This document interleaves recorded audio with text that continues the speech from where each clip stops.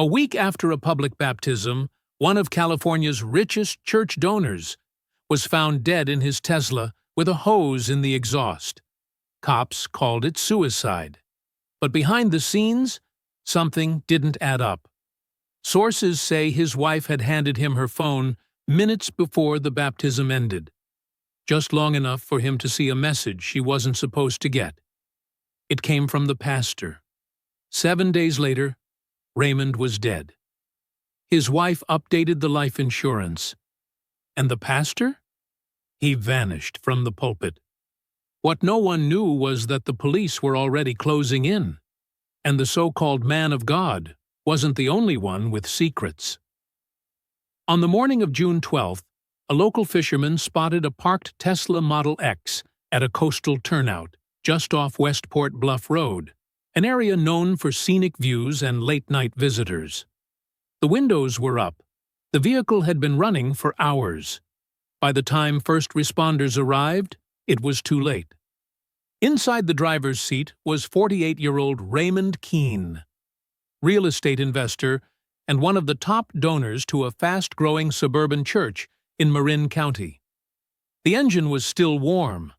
A rubber hose had been routed from the exhaust pipe to a crack in the rear window. There were no visible signs of trauma.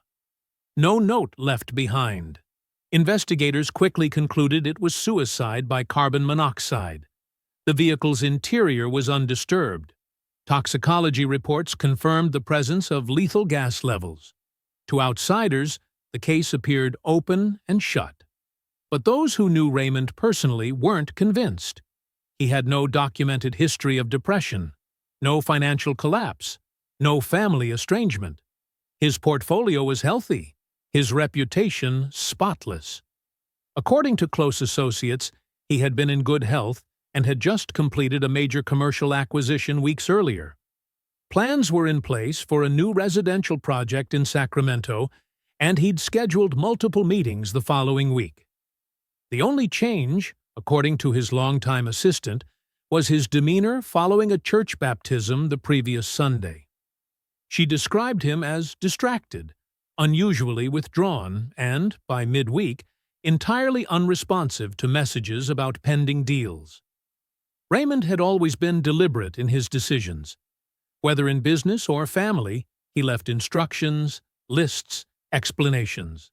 But this, leaving behind a wife, a daughter, and a half-finished career, came without warning, context, or closure. Law enforcement initially accepted the suicide ruling. The scene was tidy. The method was common. The absence of a note wasn't unusual, they said.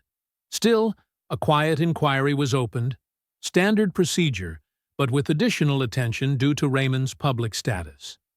Detectives began reviewing cell records, business emails, and GPS history. Nothing immediately pointed to foul play. But within days, inconsistencies started to surface. A missing calendar entry, an unsaved voicemail, a final phone call made to an unlisted number just hours before he was found, and an alert that led to a flagged text message, one that had reportedly been seen by Raymond just before everything started to shift.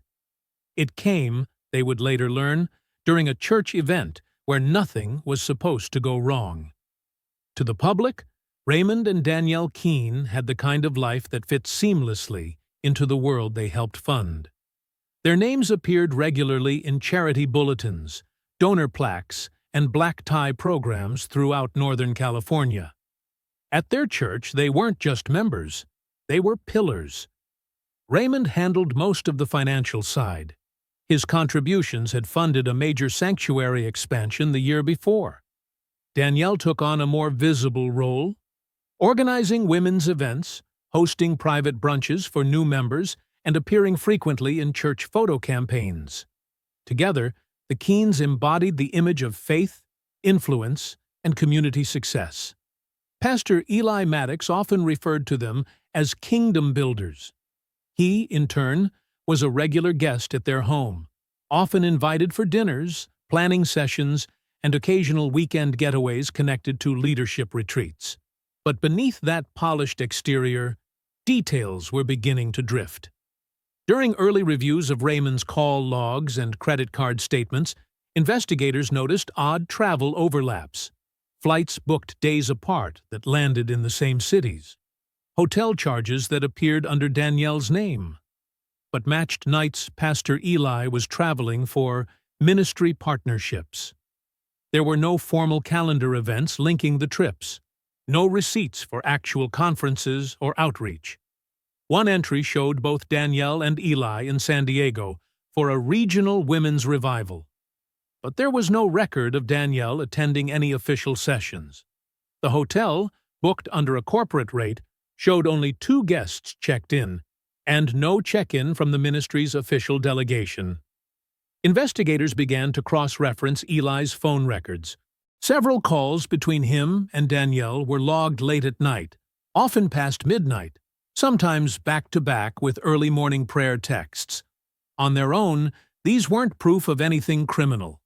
But the consistency of overlap was becoming difficult to explain. Behind the tributes and edited photos, something was starting to look off. Not just morally, but logistically. And as detectives kept digging, they weren't just finding red flags. They were starting to find patterns. The baptism event, the week before Raymond Keene's death, had drawn nearly 300 attendees. It was held at a rented lakeside estate just outside Napa, an annual tradition hosted by the church to mark new beginnings, renew commitments, and reinforce community ties. Several families participated in the ceremony that afternoon. Raymond and Danielle Keene were seated near the front, positioned among other high-tier donors and church leaders. Photographs from the day show Raymond dressed in a pale blue linen shirt, arms folded, face unreadable. Danielle appeared upbeat throughout the event. According to witnesses, she moved between groups easily, assisting with guest logistics, chatting with staff, checking her phone intermittently. Shortly after the baptisms concluded, her young daughter spilled juice on herself while running through the reception area. In the moment, Danielle handed her phone to Raymond and rushed over to help clean the child up. That brief exchange became one of the most scrutinized moments of the investigation. According to Raymond's assistant, he mentioned feeling numb and angry after something he saw that day, but didn't go into specifics. Investigators would later retrieve data from his iCloud backup. Among the synced items was a screenshot dated that same afternoon. The image showed a text message received on Danielle's phone at 2:47 p.m., just after the baptisms ended. The sender was listed as Eli Maddox. The message read, "Can't wait to baptize something else in your river tonight." Same time? It wasn't a church-related text, and it wasn't meant for Raymond to see. Family members later confirmed Raymond never confronted Danielle directly that day, but his demeanor changed immediately after the event. He left the post-service gathering early. He made no public mention of the baptism, unusual for someone who had contributed heavily to the event's budget. Police would later note the message as the likely catalyst that triggered what came next. While still circumstantial, the timing aligned too neatly to ignore.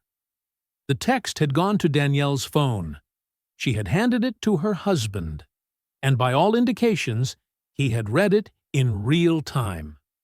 It wasn't enough to prove intent, but it was enough to show motive, and perhaps a reason why Raymond would quietly begin tracing dots the public never knew existed. A week later, he was dead. And for investigators, this was no longer a case about grief or mental health. It was about access, timing, and who stood to gain the most from a man who suddenly had something dangerous in his hands. On the evening of June 11th, just after 8:30 p.m., license plate recognition cameras along a coastal route near Westport Bluff recorded a black Tesla Model X heading west. Less than 10 minutes later, another vehicle, a charcoal-colored Lexus SUV registered to Pastor Eli Maddox, was logged taking the same turnoff. This stretch of coastline wasn't widely used at night. The turnout faced an open cliffside with little traffic, no lighting, and spotty cell service. It was quiet, isolated, the kind of place someone might go for privacy or to be alone. Cell tower data from both phones placed Eli Maddox and Raymond Keene at that location for roughly 35 minutes. By 9:15 p.m., the Tesla remained stationary. Eli's SUV headed back toward the freeway. Eli would later tell police that the two men met to talk through some spiritual concerns. He described Raymond as emotionally distant and troubled, and said they parted on peaceful terms. But the physical evidence didn't align. Fresh tire impressions at the scene matched Eli's vehicle, according to preliminary analysis. Fingerprint swabs collected from the Tesla's passenger side door came back inconclusive. Wiped clean, investigators noted. On the driver's side, partial prints were later confirmed to belong to Eli. His explanation for this was vague. He claimed he leaned in to say goodbye, and that Raymond asked to be alone. Phone records complicated that further. At 10:04 p.m., less than an hour after Eli left the area, Danielle Keene sent a message from her home to Eli's phone. "Is it done?" That message was deleted shortly after, but backup records from Danielle's cloud account, accessed later via court order, preserved a time-stamped version.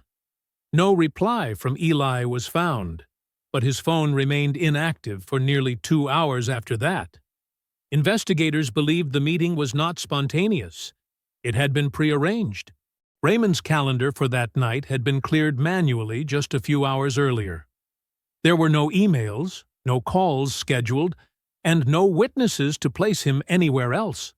It was also confirmed that Raymond had not used his vehicle's autopilot mode that night. The car had been manually driven. His watch was removed and left in the center console. His wallet was untouched. There was no suicide note. At the time of discovery, police noted that Raymond's shoes were clean, with no signs of terrain disruption, suggesting he had not walked anywhere before entering the vehicle. The working theory began to shift. Raymond hadn't come to the cliffs alone. He was met there, and investigators no longer believed he left on his own terms. As suspicion shifted from suicide to conspiracy, investigators secured search warrants for both the Keene residence and Pastor Eli Maddox's home and office. What they found wasn't loud, but it was layered.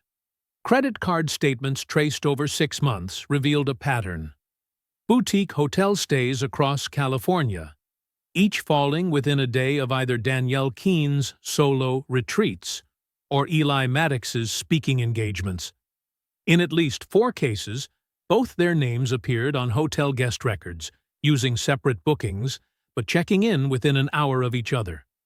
One hotel clerk remembered them, said they always asked for a room with a private balcony, and didn't appear to be traveling for business. Text messages pulled from Danielle's phone, including those she had attempted to delete, filled in the rest. Investigators recovered dozens of conversations that spanned emotional declarations, travel coordination, and subtle language that hinted at future plans. One message from Danielle read, "Once this is behind us, I don't want to look back." Another from Eli said, "Everything is in motion. Just stay calm." This wasn't casual infidelity. It had moved into planning, with dates, details, and secrecy layered deep. The affair was no longer speculation. When detectives turned their attention to Raymond Keene's financials, one document stood out: a $2.5 million life insurance policy that had been quietly updated just 23 days before his death. The change removed the Keene family trust, which previously distributed assets between his daughter, charitable foundations, and a legacy development fund, and instead named Danielle Keene as sole beneficiary. The amendment was filed electronically and marked as digitally signed by policyholder. To an outside observer, The adjustment could appear routine.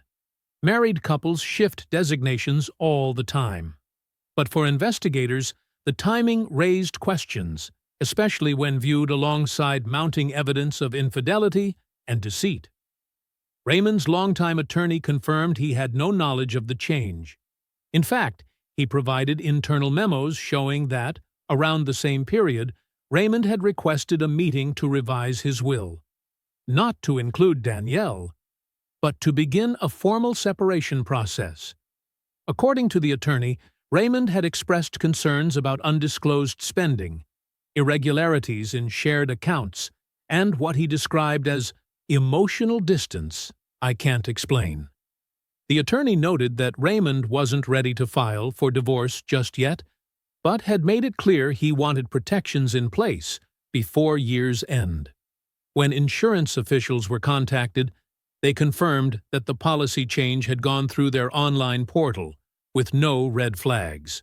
The platform allowed for digital updates using two-factor authentication and biometric confirmation, all of which, on record, appeared valid. Still, forensic analysts hired by law enforcement raised a flag. The IP address used to complete the update didn't match any of Raymond's known devices. It originated from a different location. One later traced to a private office space leased by Danielle Keene for creative consulting work. Further complicating matters, the document history showed it had been opened multiple times before submission, each time from the same device. Experts noted that this wasn't consistent with Raymond's digital habits. He rarely opened personal financial documents more than once, and he never accessed his insurance account from any location but his home or work office. There was also no confirmation email in his inbox. The policy change had triggered one, but it had been deleted. While no single point of evidence confirmed fraud, the accumulation of anomalies painted a pattern investigators couldn't ignore. At the center of it was a woman with everything to gain, and a man who, if the records were accurate, had just weeks earlier considered cutting her out entirely. The question that followed was no longer just about motive. It was about access, and whether someone used it to rewrite Raymond Keene's legacy before he ever got the chance. As evidence mounted, authorities moved to formal interviews. Danielle Keene and Pastor Eli Maddox were brought in separately, each questioned under controlled conditions with legal counsel present. Both denied any romantic involvement. Both described their relationship as close due to shared ministry values, and both offered the same explanation for Raymond Keene's death, that he had become withdrawn, erratic, and possibly suicidal. But the inconsistencies surfaced quickly. Danielle claimed she had been home the entire evening of June 11th, the night Raymond died, putting their daughter to bed and preparing for a work presentation the next day. But cell tower records told a different story. Her phone had pinged nearly 12 miles away during a 40-minute window. GPS data from her car confirmed movement along the coastal highway just before 9 p.m., before returning home shortly after 10. Asked to explain, Danielle said she may have gone for a drive. But the timing aligned too closely with the known window of Raymond's death. Pastor Eli's timeline also began to fracture. While he admitted to meeting Raymond that night, he claimed the conversation was brief and spiritual in nature, insisting he left before sunset. However, LPR footage showed his SUV exiting the Bluffside Road well after 9 p.m., when daylight had already faded. Then came the break. During a warrant search of Eli Maddox's garage, detectives recovered a coiled roll of flexible plastic tubing. It matched the type and diameter of the one used to route exhaust into Raymond's Tesla, the same method used in many carbon monoxide deaths. There were no fingerprints on it, but a portion of the tubing had been cut, with one end showing signs of recent use. Eli claimed the tubing was part of a landscaping kit for a backyard pond project. but there were no such renovations found at his property, and no receipts to support the claim. With the alibis unraveling, both Danielle and Eli grew more cautious. Attorneys limited further cooperation. Communication between them stopped, but investigators believed the story was now clear. A man who knew too much had become a liability. His wife stood to gain millions. The pastor stood to lose everything. And now, the clean narrative they tried to offer was breaking down under the weight of data, surveillance, and one roll of plastic tubing tucked in the corner of a locked garage. Faced with mounting evidence, Danielle Keene eventually broke. Through her attorney, she admitted to the affair with Pastor Eli Maddox. She confirmed the updated insurance policy, acknowledged deleting messages, and admitted helping arrange the meeting between Eli and her husband the night Raymond died. But she denied being present at the scene, insisting she had stayed home, and that the plan was never to kill him. She pointed the finger at Eli. Eli Maddox denied everything. No affair. No involvement in the insurance change. He claimed Raymond was suicidal, and that their final meeting had been spiritual. He offered no explanation for the tubing in his garage. He had no answer for why Danielle texted him. "Is it done?" just minutes after Raymond's death. In court, the evidence told the rest of the story. Surveillance footage, phone data, GPS tracking, financial records, fingerprint analysis, a neighbor's statement confirming Eli's SUV near the crime scene. And the tubing, identical to the one used in Raymond's death, stored in Eli's garage without a clear purpose. The jury took less than 4 hours. Eli Maddox was convicted of first-degree murder and conspiracy. At sentencing, the judge cited the premeditated nature of the crime, the abuse of spiritual influence, and the calculated financial motive. He was sentenced to life in prison without the possibility of parole. Danielle Keene accepted a plea deal.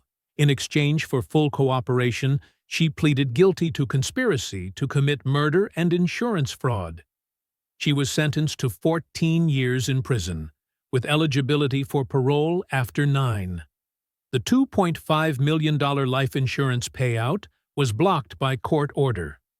Raymond's family filed a successful civil suit to have the funds transferred into a trust for his daughter.